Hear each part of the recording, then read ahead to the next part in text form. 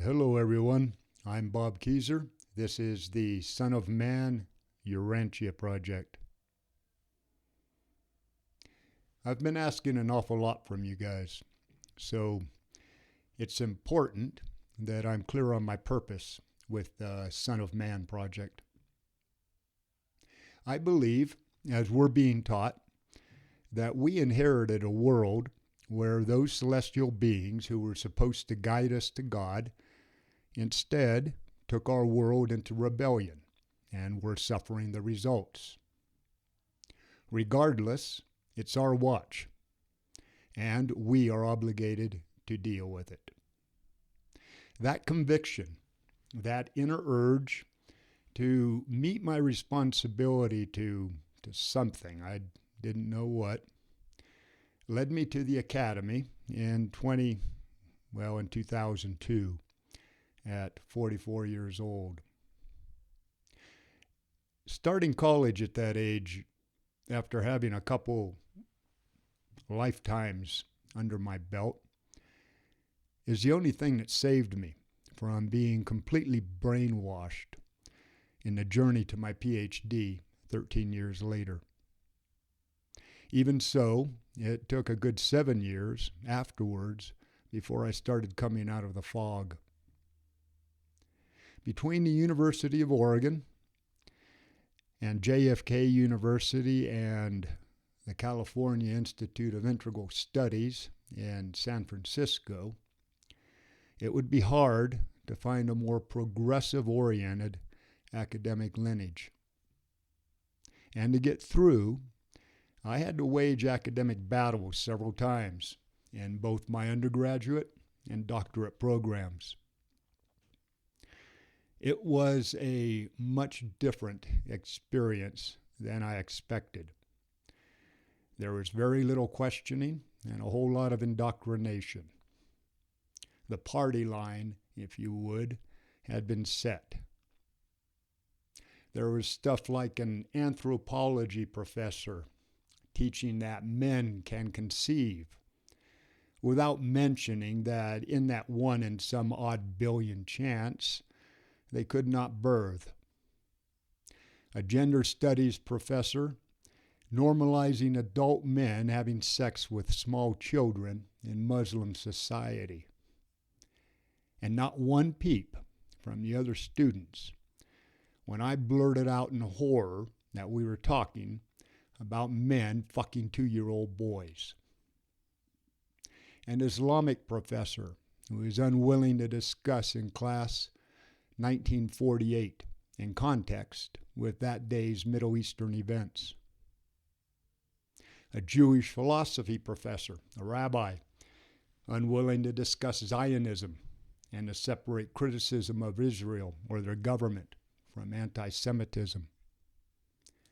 A Native American professor. He was upset that I wrote about his people being a reason for many of their problems. And the doctorate students around me, assuming without questioning that the next direction in diversity would be normalizing pedophilia. And it went on and on. But with all of that said, the 3-year master's program in integral theory at JFK University and the students in it were stellar, though I will never again suffer a professor under 50 years old. The bias against me as a fit, strong, white, mid-40s, ex-power linesman with a handlebar mustache and a Bushman attitude was palatable. The woke, pronoun-based language was coming into play at that time. The older professors were running scared because tenure was being phased out. And appeasing the students and this progressive agenda took the place of academic requirements or rigorous performance. For a guy straight out of a small town of 2,000 people in rural Alaska, I was in shock and confused, to say the least. And I'm sure it showed. the point of all of this. I now believe, 10 years after my PhD, and after almost 3 years of re-educating myself, that the progressive movement has been a long-term play to degrade the academy, divide our people, and eventually destroy our country, the United States of America. We've been at war, have not realized it, and the future course of humanity is playing out right now. The greatest event to elevate humanity in our current human history was the creation of the United States of America and the documents founding it. The only way to control humanity today is to destroy the United States of America and outlaw those fundamental ideals. But those ideals that founded our country are also the basis for humanity assuming sovereignty over global affairs. In other words, ensuring our governments and corporations serve us instead of us serving them. That is our goal, our destiny, and it will be achieved eventually. And the only way these ideals can take root across the world's cultures is restoring the United States of America to its fundamental values and bringing forth the fatherhood of God and the brotherhood of humanity, under which all faiths can exist in peace, if nothing else. And that is the purpose of the Son of Man Project. And that is why I am practically on my knees begging you to spread this message far and wide. I have found nothing in the life and teachings of Jesus that can in any way be used to justify waging war.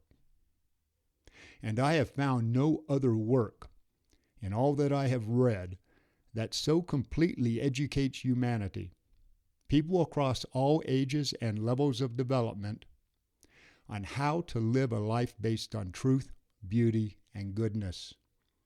In other words, according to God's will. These two developments, ending war on earth and teaching humanity how to live together, are what will bring our world out of darkness and confusion and into the era of light and love. This is possible. The only question is if this generation is going to step up and meet its responsibility.